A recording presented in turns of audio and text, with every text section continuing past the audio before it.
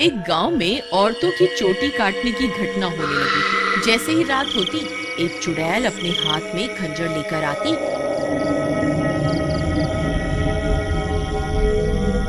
और जो भी औरत उसे सोती हुई मिलती, वह चुड़ैल उसकी चोटी काट कर वहां से चली जाती। किसी को ये समझ नहीं आ रहा था कि ऐसा क्यों हो रहा है। फिर एक दिन, अरे भगवान, अपने बालों को छुपा कर रखो। पूरे गांव में चोटी काटने की घटना बढ़ती ही जा रही है। कहीं उस चुड़ैल की नजर तुम्हारे लंबे बालों पे चली गई तो वो तुम्हारी चोटी काट कर ले जाएगी। अजी आपको घबराने की कोई जरूरत नहीं है।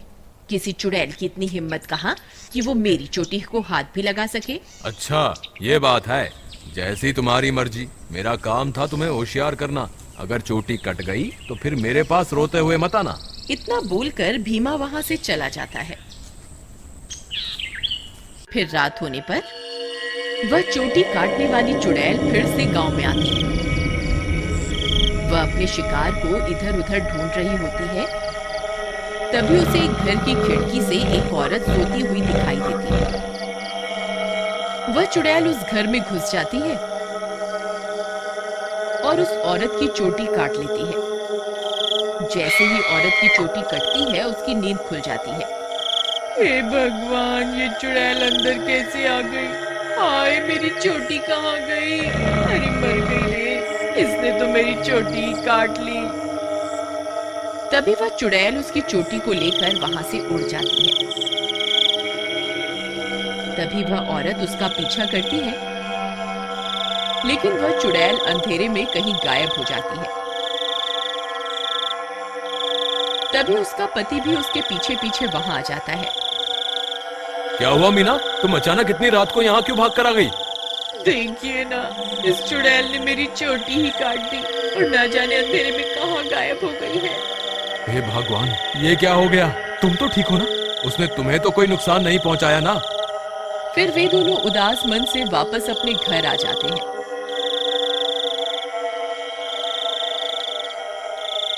अगले दिन सुबह होने पर मीना की चोटी कटने की बात पूरे गांव में फैल जाती है। सब लोग उस चुड़ैल के बारे में बातें कर रहे होते हैं। फिर भीमा को अपनी पत्नी की फिक्र होती है, तो वह अपने घर की ओर चल देता है। घर पहुंचकर वह अपनी पत्नी के कमरे में जाता है तो देखता है कि उसकी पत्नी अपने बालों को संवार रही होती है। अरे सुमन, तुम्हें पता चला? कल रात को मेरे दोस्त मोहन की पत्नी की चोटी उस चुड़ैल ने काट ली। मुझे तो तुम्हारे लिए बहुत डर लग रहा है, कहीं वो चुड़ैल यहाँ ना आ जाए। अजी, हमें घबराने की कोई जरूरत नहीं। आप डरिए मत, मुझे कुछ नहीं होगा। सुमन, तुम्हारे बाल तो दिन ब दिन लंबे ही होते जा रहे हैं। पहले तो ये इतनी तेजी से नहीं बढ़ रहे थे, ये अचानक से इन्हें क्या हो गया? अजी, मैं अब अपने बालों की कुछ ज्यादा ही देखभाल कर रही हूँ ना, इसलिए। ठीक है ठीक है, तुम अपना ख्याल रखा करो। मैं अपने दोस्त मोहन से मिलकर आता हूँ।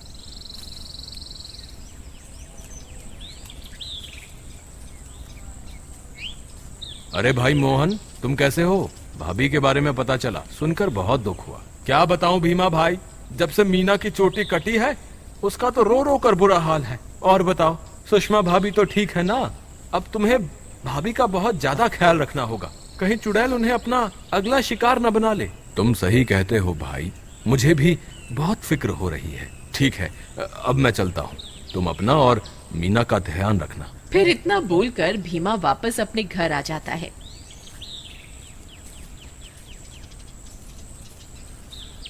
रात होने पर भीमा सो रहा होता है। अचानक उसे चीख सुनाई देती है। उसकी नींद खुल जाती है। वह इधर उधर देखने लगता है। सुमन कमरे में नहीं होती। वह बहुत डर जाता है। सुमन, कहाँ हो तुम? सुमन, कहाँ हो तुम?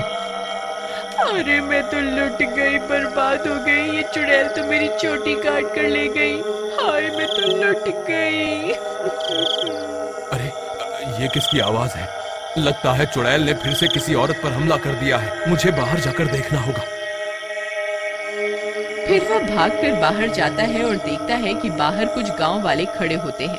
वह उनके पास जाता है। क्या हुआ भाई? ये चीख पुकार कैसी थी? क्या हुआ? सब ठीक तो है ना? नहीं भाई, अभी अभी चुड़ैल इस बेचारी की चोटी काटकर अंधेरे में गायब हो गई। हे भगवान, सुमन तुम कहाँ हो? मुझे वापस घर जाना चाहिए। फिर वह वापस अपने घर की ओर दौड़ पड़ता है। जब वो घर पहुंचता है तो देखता है कि सुमन अपने बालों को सहला रही होती है। वह उसे देखकर हैरान हो जाता है। सुमन, तुम कहाँ चली गई थी? तुम्हें पता है अभी चुड़ैल ने फिर से किसी की चोटी काट ली। क्या तुम्हें बिल्कुल भी डर नहीं लग रहा? सुमन उसकी बातों को अनसुना कर देती है और खुशी खुशी अपने बालों को सहलाती रहती है। सुमन के बाल अब और भी लंबे हो चुके होते हैं। ये क्या सुमन, तुम्हारे बाल तो एक दिन में ही इतने लंबे हो गए, ये कैसे हो सकता है? भीमा सुमन के बाल देखकर घबरा जाता है। उसे समझ नहीं आता कि आखिर ये सब चल क्या रहा है। फिर अगले दिन सुमन के बालों की लंबाई की चर्चा पूरे गांव में फैल जाती है।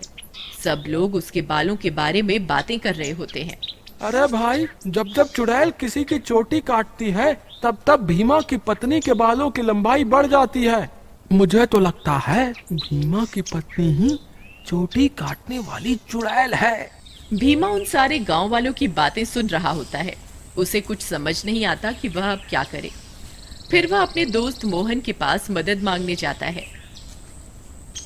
मोहन भाई, मुझे लगता है सुमन ही चुड़ैल है जो गांव में सबकी चोटी काट रही है। तुम ऐसा क्यों कह रहे हो भाई? भाई, जब जब किसी की चोटी कटती है तब तब सुमन की बालों की लंबाई बढ़ जाती है। और कल जब चुड़ैल का हमला हुआ तब सुमन अपने बिस्तर पर भी नहीं थी, फिर अचानक पता नहीं कहां से आ गई। अगर ऐसा है तो हमें कुछ ना कुछ करना होगा। तुम आज रात को सोने का नाटक करना, फिर जैसे ही भाभी घर से निकले तुम उसका पीछा करना, तब दूध का दूध और पानी का पानी हो जाएगा। मोहन भाई, तुम भी मेरे साथ मेरे घर चलो, तुम वहीं छुप जाना, फिर हम इसे रंगे हाथों पकड़ेंगे। ठीक है, चलो फिर।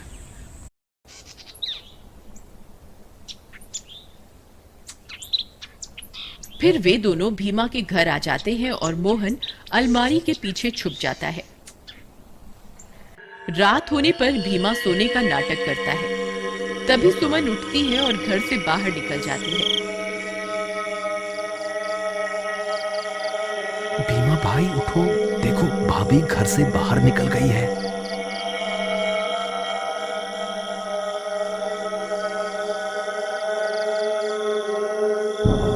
सुमन थोड़ी दूर जाते ही चुड़ैल में बदल जाती है और अपने शिकार की तलाश करने लगती है। भीमा और मोहन की आंखें फटी की फटी रह जाती हैं। भीमा भाई, तुम्हारा शक सही निकला, तुम्हारी बीवी तो चुड़ैल निकली। मोहन भाई, अब क्या करें? ये जरूर अपने शिकार की तलाश में निकली होगी। अगर हमने इसे नहीं रोका तो आज ये फिर से किसी की चोटी काट लेगी। लेकिन भीमा भाई, भाभी सबकी चोटियां क्यों काट रही है? मुझे क्या पता भाई, जब तू अपनी भाभी से मिलेगा तो पूछ लियो। चलो इसका पीछा करते हैं। थोड़ी दूर उसका पीछा करने पर चुड़ैल एक जगह पर रुक जाती है। फिर वह इधर उधर अपने शिकार की तलाश करने लगती है। तभी चुड़ैल की नजर एक घर पर पड़ती है और वह उस घर में घुस जाती है। वहां उसे एक औरत सोती हुई दिखाई देती है। भीमा भाई, भाभी तो एक घर में घुस गई, अब क्या करें? अरे बेवकूफ, ये भाभी भाभी क्या लगा रखा है? इस वक्त वो तेरी भाभी नहीं है, वो एक चुड़ैल है। चलो हम भी इसके पीछे चलते हैं। अरे वाह, इसके बाल तो बहुत लंबे हैं। आज इसे ही अपना शिकार बनाऊंगी। तभी भीमा और मोहन वहां पहुंच जाते हैं। रुक जाओ भाभी, मैं आपको ऐसा नहीं करने दूंगा। ए चुड़ैल, वहीं के वहीं रुक जा, नहीं तो तुझे जान से मार देंगे। देखो सुमन, तुम ये ठीक नहीं कर रही हो। तुम्हें अभी के अभी ये सब रोकना होगा। ए मूर्ख इंसान, मैं कोई तेरी सुमन नहीं हूँ। मैं एक चुड़ैल हूँ। बस मुझे थोड़े और बालों की जरूरत है, फिर मैं महाशक्तिशाली बन जाऊंगी। फिर हर तरफ सिर्फ मेरा ही राज होगा। भीमा भाई, तुम इसे बातों में उलझाओ, मैं पीछे से जाकर इसकी चोटी काट दूंगा। फिर भीमा चुड़ैल को अपनी बातों में उलझाता है। तभी मोहन चुपके से चुड़ैल के पीछे पहुंच जाता है और उसकी चोटी काट देता है। अरे मर गई रे, ये तूने क्या कर दिया? मेरे सारे कराए पर पानी फेर दिया। चोटी कटते ही चुड़ैल की सारी शक्तियां खत्म हो जाती हैं और सुमन चुड़ैल के चंगुल से आजाद हो जाती है। अरे भाभी, आप वापस आ गई? मोहन भैया, आपका बहुत बहुत धन्यवाद।